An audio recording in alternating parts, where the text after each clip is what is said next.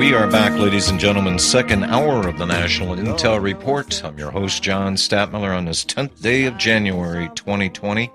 And as promised, from the hospital room, somewhere in an undisclosed location in Indiana, Mike Rivero, of What Really Happened. Hello, Mike. Well, hello. Thank you for inviting me on the show today. And I know that a lot of people have expressed concern over what's been going on here.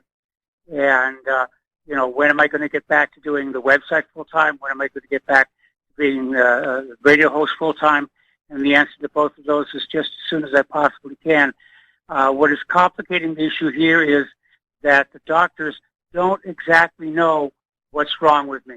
They keep testing and testing and testing and sticking me with needles and sticking me with other stuff and the rest of it, but they don't really have a good understanding of what happened. Well, and to that point, we both know Steve Elkins. I talked to him. Yes.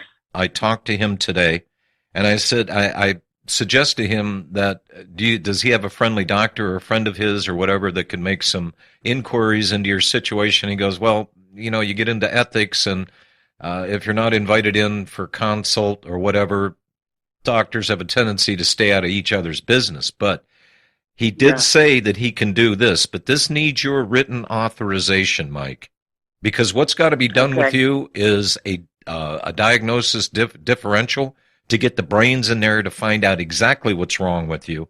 And if you can provide that written authorization, there is a code that's given. He'll be able to talk directly to your doctor or anybody on that staff about test or anything else. And by the way, he also suggested one other thing. For that differential diagnosis, he suggested the Indiana University Hospital Center, which has it pretty much hands down on the facility that you're at right now. Yes. All righty. Well, I'll certainly look into both of those, and I do want to connect Steve Elkins with our family physician. But yeah, I'm already even with our family physician. I'm seeing this territoriality, and you stay out of my business, and I'll stay out of yours. And I don't think it results in the best possible medical care. Certainly not in my case, where they keep sucking blood and chemicals out of me, and if anything, things are getting worse.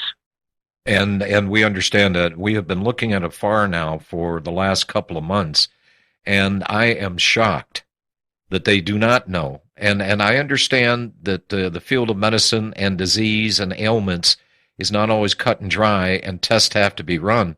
But my God in heaven, Mike, are you laying in that hospital bed knowing you're not getting any better? They're still sucking juices out of you and still playing medical roulette with your life. This is your life. Yeah, I know. It's not pleasant at all. I'm not happy. Claire's not happy. Hang on a second. I got to get vertical. All right. I'm better. Okay. Well, and that's the other issue. If you and Claire are on board with making any changes whatsoever, that would make the whole transition a whole lot better. I don't think. Well, we've made our move to Indiana. We're in Indiana now. We're not planning on moving anywhere else unless somebody coughs up a few $1 million.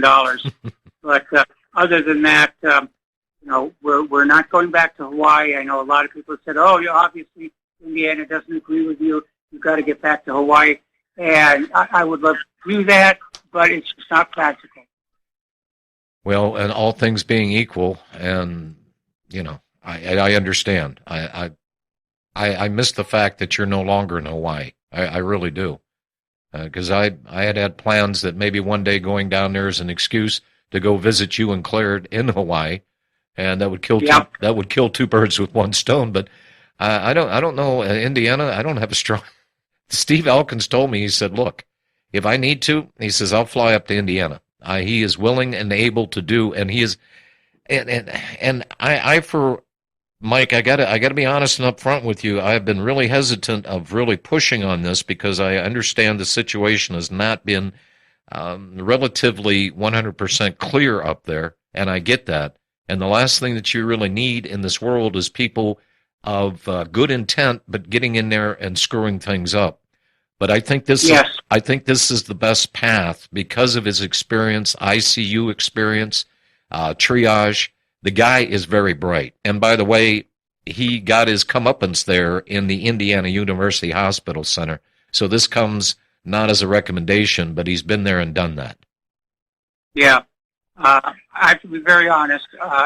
Even though she's a family member, I've lost a lot of confidence in our family doctor. And that's so anyway. Yeah.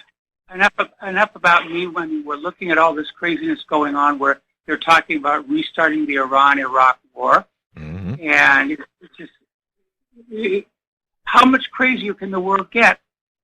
Well, I can give you one that's even crazier than that. This has been going on for 19 years. How about the government coming out and saying that, oh, the videos outside of Epstein's cell, all the videos no longer exist?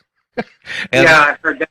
And the Washington Post putting out the story, well, the investigation into Hillary Clinton is winding down. There's not going to be any more investigation. And this is supposedly coming out of our Department of Justice. Yeah. Imagine that. It's simply amazing. Well, hey, look, I know that you're not 100% on the energy level here. I appreciate you coming up on the program. It was really important because people were getting a little snarky with me. They were accusing me of not handling the Mike Rivero situation and what's wrong with you, you're mismanaging and this, that, and the other. Last night, I insisted that Ryan Dawson be contacted, and he did do your show today, did a good job. And yep. The one thing that we're hoping for is to get some good minds together for a diagnose your problem, differential diagnosis, to target the problem, get you healthy, and you know, personally, just from me to you, Mike, if it was the difference between you being healthy for the rest of your life, the days that the good Lord gives you, or you not doing radio again, I'll opt for the former and not the latter. We care about you. Thank you. I think. You know, that's the other big problem of it during this last week when I've been hearing this physical therapy clinic. They were telling me all along, no problem, you'll be able to do your show from inside here. And then we got all set up, and of course, it turns out that their Wi-Fi is just absolute crud. And so it really is, we're literally in the backwaters of America's IT infrastructure. All right. Well, this is the next step. Mr. Elkins is probably listening to the program tonight. He is going to call you and get this authorization rolling, and we'll go from there, Mike, okay? All right. Thanks an awful lot, and thank you for all the assistance, and thanks to everybody for their prayers and kind support. It's not time for you to shuffle off this mortal coil, my friend. Not yet. Not yet. I'm not really big at shuffling. All right. My best to you and to Claire. And there's a lot of people out there pulling for you.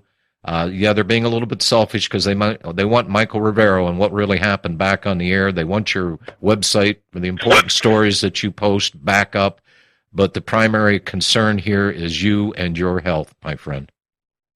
Okay. Well, so listen, to all those listeners and readers here, we are working to get things back up to normal just as soon as we possibly can, because we understand the dynamics of what's going on here in terms of the readership and the listenership, and we understand that we have a responsibility to our audience that we are not fulfilling properly, and we're going to try and get back to that real soon. All righty, sir.